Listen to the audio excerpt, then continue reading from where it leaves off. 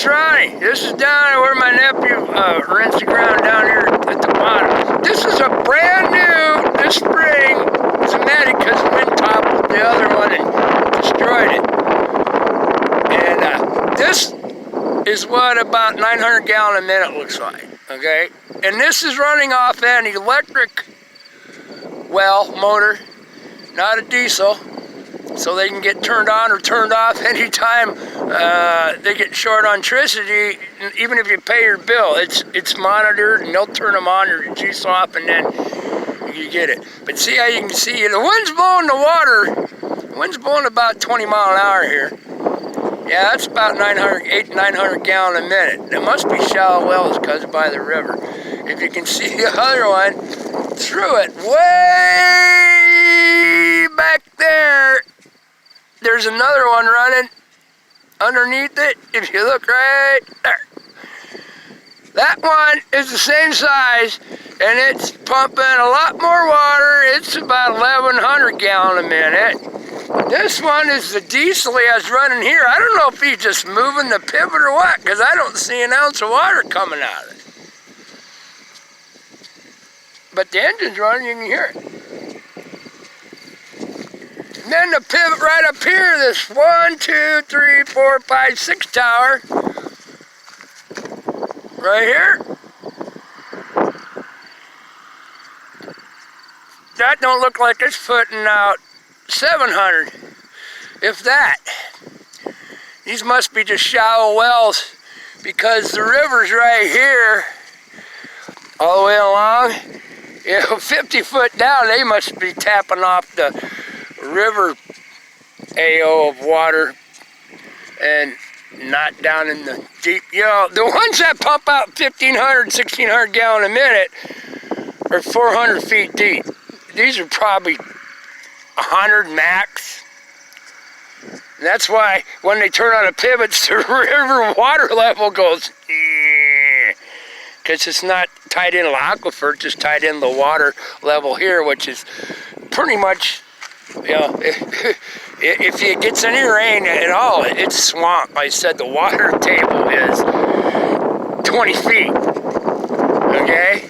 Yeah, up on the hills where we're at on the bottom toward DAO where I live, when you look down the bottom where them are 1,500 gallon a minute, a couple of them running, they're tapped into the aquifer because there's no river or creek that'll run them. They're at 400 feet plus, okay? And they rip. But yeah, I don't even see any water coming out of this one. I don't know what he's doing with that. But I just going to show you. I think, yeah, all the clouds, all the rain, all the storms is cool now. It's like 74, 75. I got the key eraser out, got the new valve in it, transmission's working fine, then it turns off again and goes safe mode. Electronicals. And it ain't that valve, but I'll get it figured out sooner or later. Yeah, that's about 800. The other one way back underneath, you can probably see from here if you zoom in on it. That might be about 1,000 gallon a minute, maxed out. That might be a little deeper, but these are about 800-900. That one is looking sad, about 700, and that one ain't even got no water going, so I don't know. But it's cool. Yeah, I got all 4 gears, 5 gears in the key eraser for 25-30 minutes, and then that's where I stopped anyway. I'm gonna reset. I got my scanner. But I ain't gonna show you all this, and the flies are just nuts because it's cold. I got my old scanner. This is a $1,000 scanner back in like 95. Ugh. But it reads OBD2, OBD1, old stuff, and pretty much a lot of newer stuff. But I can't get back and forth data. And this thing, I don't know. But I'm letting it sit, because if I let it sit, and then if I happen to move, I got some ideas, but it's not making any sense.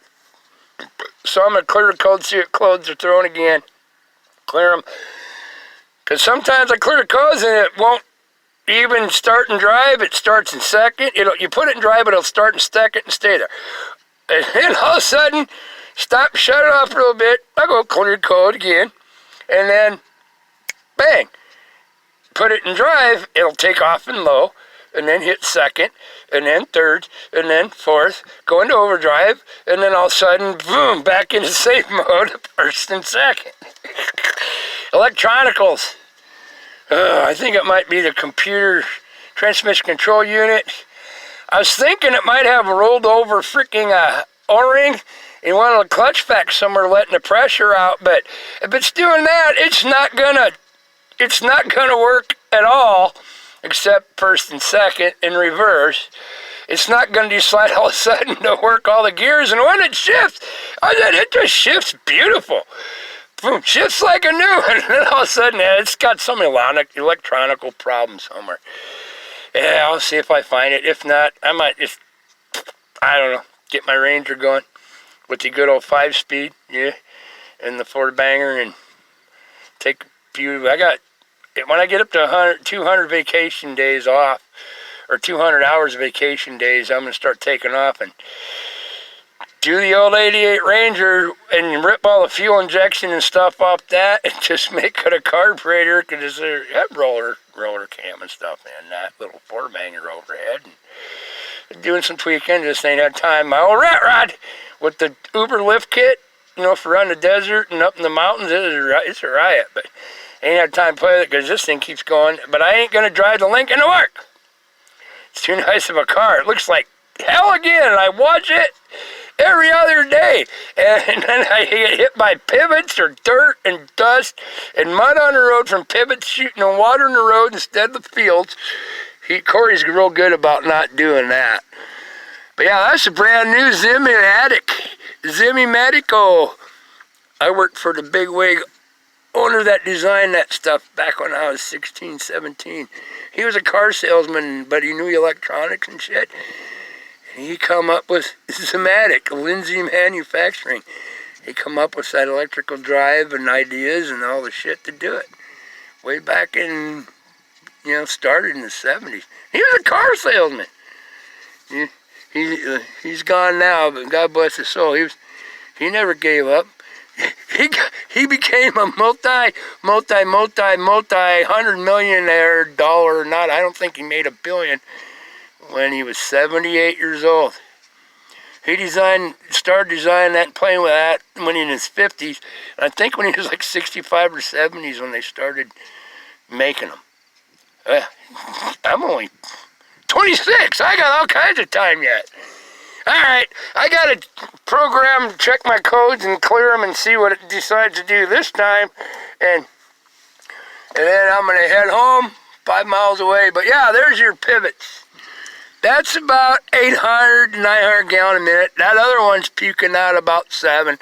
That one way out there where you can see the water thicker even that far away, that's about 1,000, maybe 1,100. I said, I don't know why he has this one running, because it ain't got no freaking water anywhere. I don't see any water. But the rain went all the way around us. Rain went it started sprinkled here, and then farther that way you went and tore out. Yeah, it rained like a big dog. Not even enough to wet down the dust, just to leave little dots in it. That's what we got overnight and this morning. All right, peace, love, have a heart. I'll be back. I said, I'll get this figured out, or I'll get my Ranger going. The motor and everything's too awesome, and the transmission ain't burnt. I had to pan off everything. It's still fine, electronical stuff. I hate electronicals. They're awesome, till they're out of warranty. And then, yeah, there you go. All right, love you.